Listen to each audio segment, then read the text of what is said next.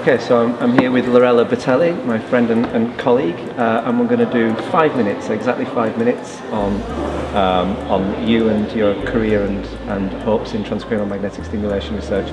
So if we can start the clock for 5 minutes. So Lorella, when did you get into magnetic stimulation? It's been a long time. It was in 1996 after I saw somebody giving a talk, which I think it was you.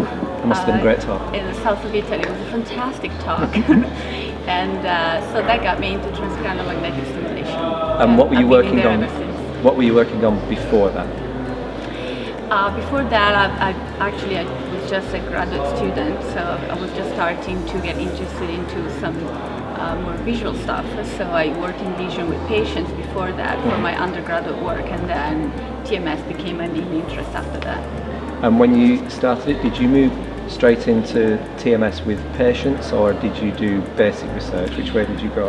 I already had some experience with patients, and the frustrating part of having these people with these large lesions and now being able to pinpoint a specific region of interest that was involved in the lesion actually drove my attention toward TMS, because that was a way to actually narrow down to a smaller portion of the cortex.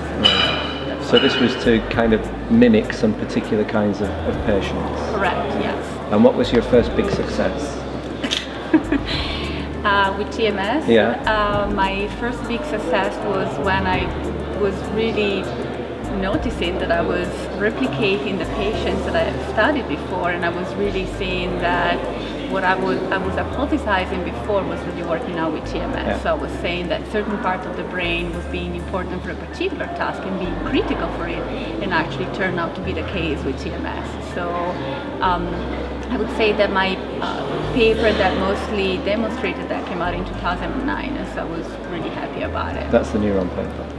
It's a journal of cognitive neuroscience, actually, because the neuron paper was before that. Okay. And so you've got these patients, or these virtual patients now, who are doing some of the things that your patients used to do, but you still went back to do some patient work. So are there some things that you think we're not getting at with magnetic stimulation? It's got some advantages. No, actually quite the contrary. My work goes in full circle back again to the patients, because I'm specifically using TMS to try to rehabilitate functions. So I keep seeing these functions that are disrupted, and I can see that in the chronic phase after a stroke. So like 2-3 years or even more after a stroke, they still have problems. So it was kind of frustrating, and I thought, well, maybe I can do something to help. And so studying in the normals how it works and the balance between hemispheres, I was able to go back to the patient and try to do some rehabilitation, which is, I found it very rewarding. And which are the patients who you've had most success with? What are their deficits? Their main deficits are in attention, mostly sustained attention, which is a function that you really need in everyday life. So you need sustained attention to do any kind of work, to make your coffee, to go grocery shopping, to remember things. And so that, I think, so far is being the most successful thing. I'm really happy about it. There are things that we have to put in papers, we have to do group studies, and we have to make sure it's all statistically significant and well controlled. But when you're dealing with patients, there's always a patient who does much better than you expected. So is there kind of a patient out there who you have a particularly golden memory of, who's gone away and done something better than all the other patients? Yes, I do. And most of all, what I found very interesting is also people surrounding these patients at home are so much happier.